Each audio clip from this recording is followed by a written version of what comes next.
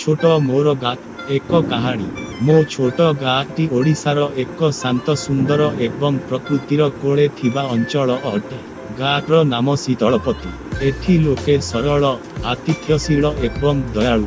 दिन आरंभ हुए कुहुकुहा सकाळ मठर ध्वनि रे ओ समाप्ति हुए चांदिनी राति रे चिकुचिका पोकमानंकर आलोकरे। मु छोट बेले बहुत दुष्ट थिली। मोर पिता जणे चासी ओ माँ गृहिणी। सकाळु सकाळु पिता हल नहीं खेत को चाष करने जाती। माँ घर और खेत दुही को संभालती। मु ओ मोर छोट भौणी शिक्षालय को जाउथिलु।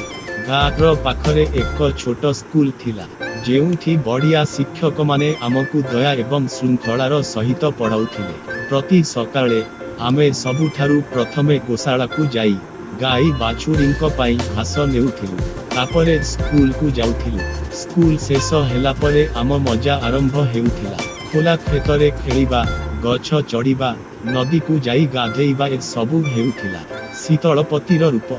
वर्षारे शीतलपति गाँ अद्भुत शोभा पाए। पाचिला धान केंडार गंध आकाश को भरी दिए। रास्तारे छोट छोट नदी बनी जाए। गाँर छुआ माने कागजरे डंगा करी रास्तारे भिजी भिजी भसांती। खेत सजी थाए सबुज महलरे। एठी प्रकृति एते निकटतर जे एक गभीर संजोग मने पृथ्वी सहित तैयारी हुए।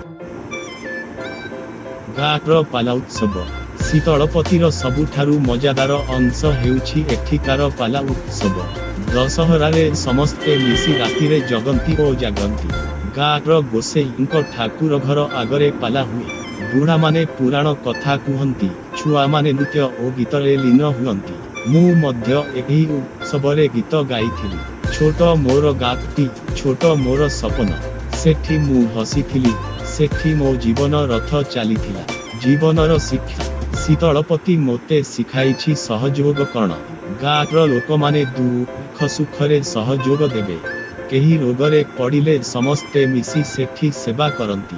नुआ घर तैयारी करिबारे समस्ते मिलिमिशि काम करंती। एही संस्कृति मोते एक गभीर मूल्यबोध देइछि जहा मु आजि जाए धारण करिछि। आधुनिकतार स्पर्श। वर्तमान गाँरे रास्ता होई जाइछि। विद्युत आसीछि। छुआ माने मोबाइल धरुछंती। अनेक परिवर्तन हेउछि किंतु शीतलपतिर आत्मा परिवर्तित होई नाही। सेही प्रेम सेही एकता सेही प्रकृति प्रेम आजी मध्य एठी अद्भुत भावे बंचिछि। मो अभिमत। मु एठारे बड़ हेइछि। सहर को पढ़िबा को जाइछि किंतु मो हृदयर अंचल रे शीतलपति सदा सजी थाए। जेतेबेले आमे सहरर भीड़भाड़ और जंत्रणारे क्लांत हुए शीतलपतिर सेही कुहुकुहा सकाळ धड़ा धड़ा पथ एवं पाख नदी मो मन को शांत करे। एठी यथार्थ जीवन साहाज्यर शिक्षा एवं प्रेमर पाठ मोते देइथिला। उपसंहार।